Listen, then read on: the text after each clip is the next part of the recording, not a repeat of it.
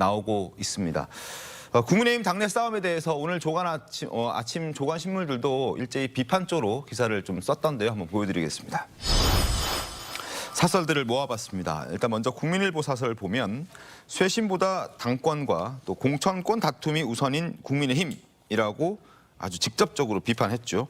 조선일보 사설 역시 선거 이긴 정당 같다라는 김용태 비대위원장의 말을 인용해와서 국민의힘 내부의 개탄 이런 비판을 쏟아냈습니다. 동아일보도 마찬가지로 40분 전 일방적 의원총회 취소, 눈꼽만한 책임도 안 지겠다는 친윤을 특정해서 비판했죠. 한겨레 신문의 사설을 봐도 쇄신난망 국민의힘 김용태 비대위는 대선용이었나라는 비판도 지금 실려 있습니다.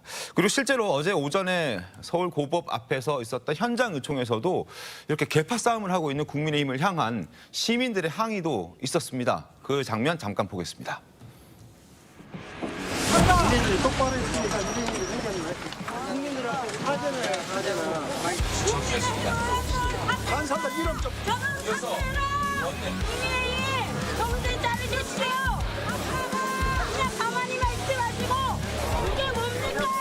국회의원을 던지지 마시라고 이게 말이 됩니까? 현장에서 비판의 목소리 내고 30분 만에 이제 헤어지는 그런 상황들을 저희가 봤습니다. 보면서 뒤에 이제 시민들 아마 지지층이겠죠. 안타까운 마음을 담아서 국민의힘 빨리 좀 정신 차려라라는 목소리를 현장에서 의원들을 향해서 내는 시민들, 지지자들의 목소리도 확인할 수 있습니다. 우선적으로 이제 국민의힘 당원분들이나 아니면 중도 보수의 국민의힘을 지지하는 분들 입장에서는 지금 대선도 져서 황망하고 답답하고 여러 가지 좀 화도 많이 나고 있습니다. 그런 측면에서 뭔가 지금 이재명 대통령께서 좋은 취지로 열심히 하고 있지만 국민의 눈높이에 맞지 않는 부분이 있습니다. 인사 문제도 그렇고 사실상 적폐청산 시즌2가 시작되고 있거든요. 그렇다면 이런 부분에 대해서 하나의 목소리로 야당다운 어떤 국정에 대한 견제 기능을 제대로 하기를 바랍니다.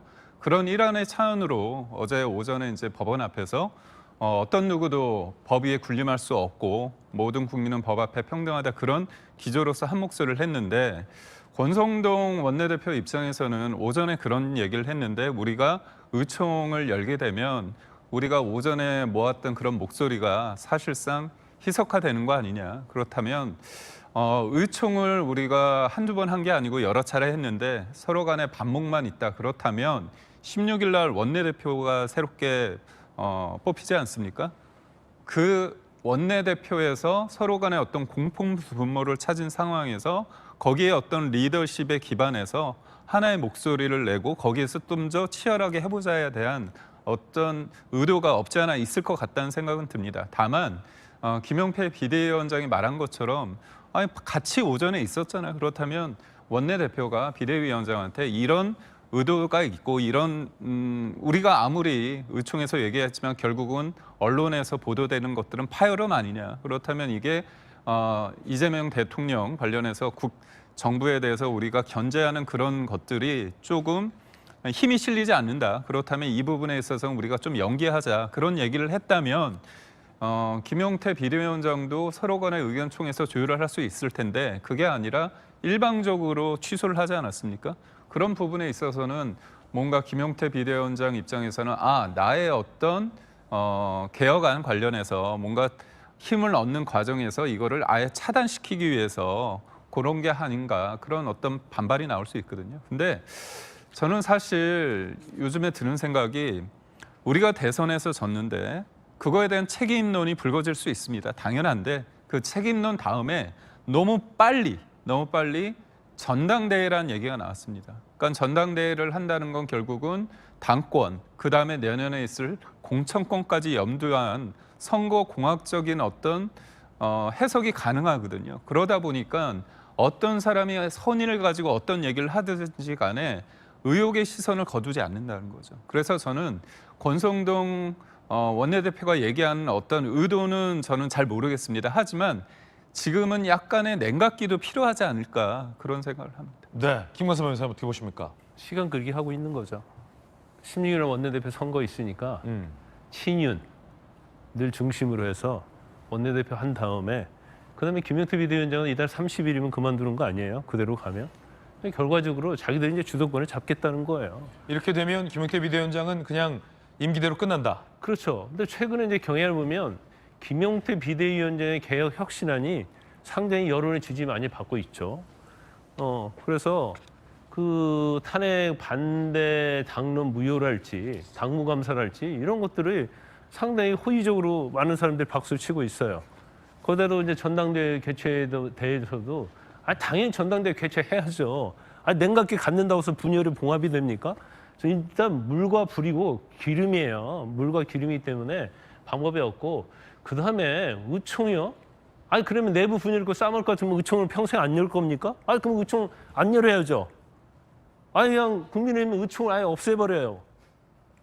정당에서 내부 분열 그런 게 없는 적이 있습니까?